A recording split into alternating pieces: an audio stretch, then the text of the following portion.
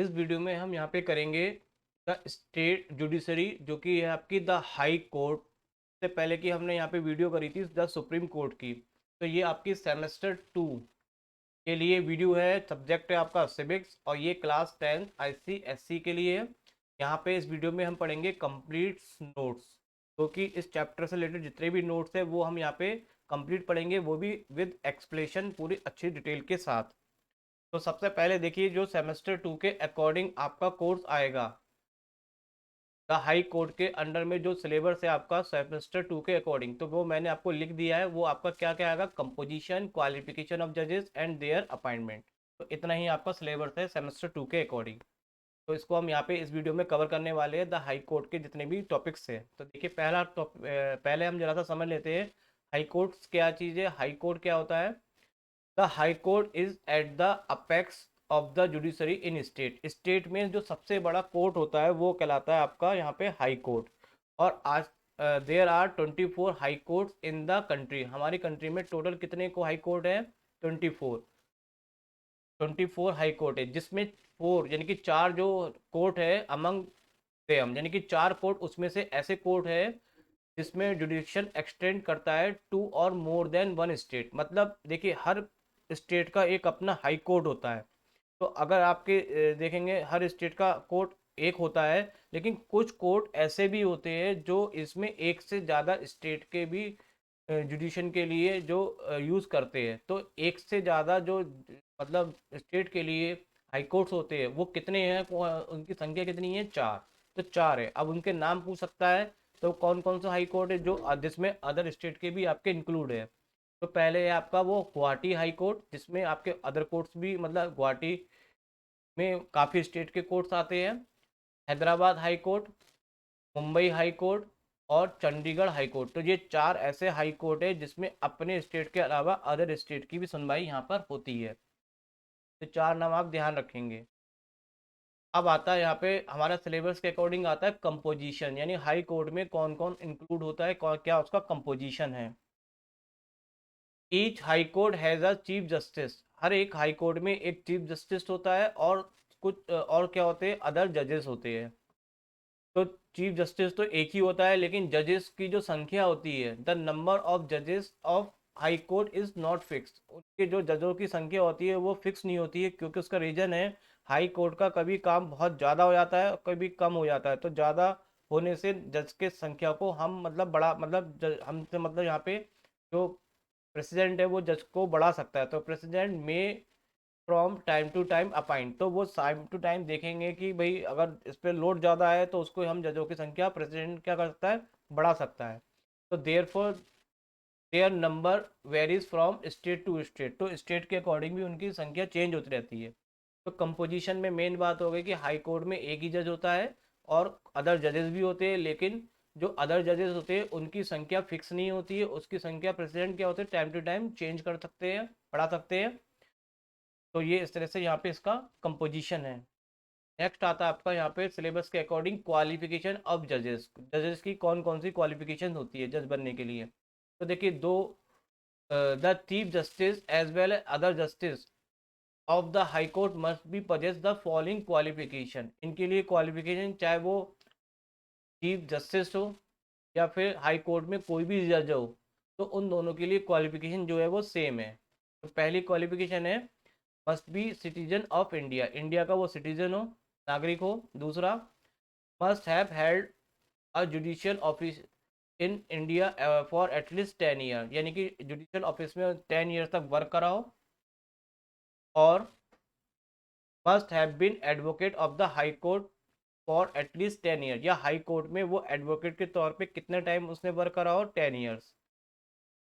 तो आप एक बात ध्यान रखेंगे, क्वालिफिकेशन आपकी दो ही है।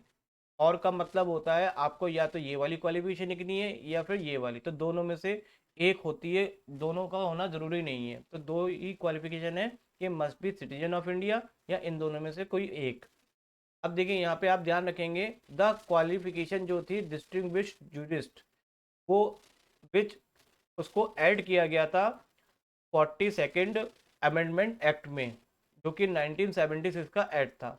लेकिन जिसको हटा दिया गया कौन से 44th अमेंडमेंट एक्ट, जो कि था आपका 1978। तो आपसे पूछ सकता है कि जो डिस्टिंग्विश्ड जूरिस्ट है वो कब ऐड किया था, कौन से एक्ट के अकॉर्डिंग। तो कब एक्ट किया गया था, 1976 में। और कौन से एक्ट के अकॉर्डिंग, 42nd अमेंडमेंट एक्ट के अकॉर्डिंग। और ओमिटेड हटा कब गया था, 44th अमेंडमेंट एक्ट के अकॉर्डिंग 1978 में वो रिमूव कर दिया।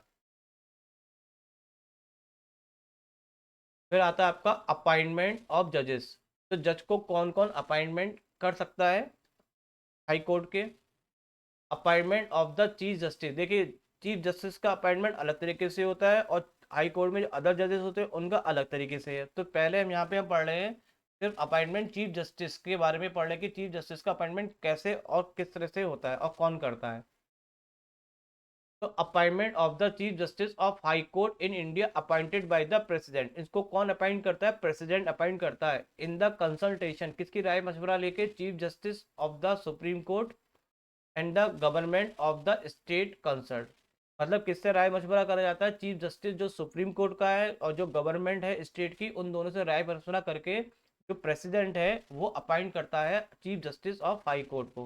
अगर एक नंबर में आपसे क्वेश्चंस आता है एमसीक्यू के फॉर्म में कि कौन चीफ जस्टिस में, मतलब चीफ हाई कोर्ट के चीफ जस्टिस को कौन अपॉइंट करता है, तो वो है प्रेसिडेंट। दूसरा, अपॉइंटमेंट ऑफ अदर जजेस ऑफ हाई कोर्ट, ये तो चीफ जस्टिस का था अपॉइंटमेंट हाई कोर्ट में। अब चीफ जस्टिस के अलावा जो अदर जजेस होते हैं उनका अपॉइंटमेंट कौन और किस तरह से होता है। द जजेस of high court are appointed by the president, उसको प्रेसिडेंट अपॉइंट करता है after duly consulting the chief justice of the concern high court. High court में जो चीफ जस्टिस होता है उससे कंसर्न राय मशवरा लेके अदर जजों को अपॉइंट कर दिया जाता है।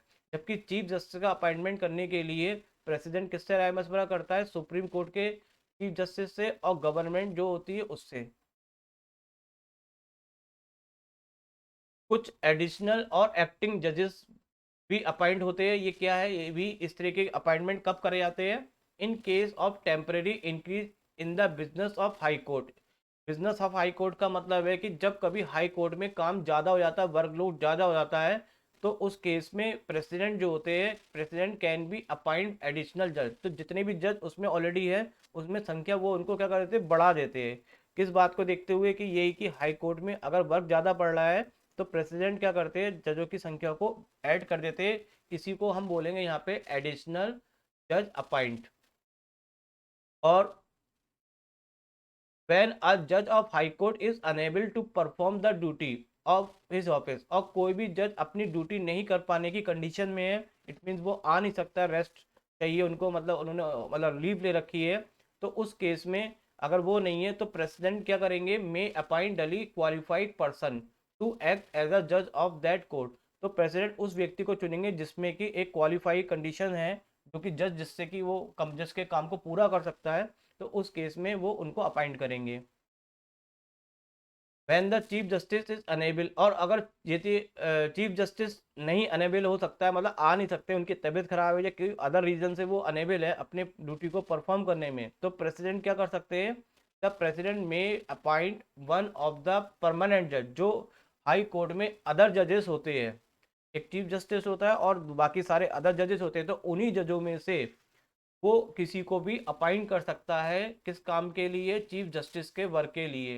लेकिन जो कैसा होगा, टेम्पररी होगा। टेम्पररी का मतलब परमानेंट नहीं है, परमानेंट तो वही है जो यहाँ पे अनेबल होने की छुट्टी पे गए हुए हैं।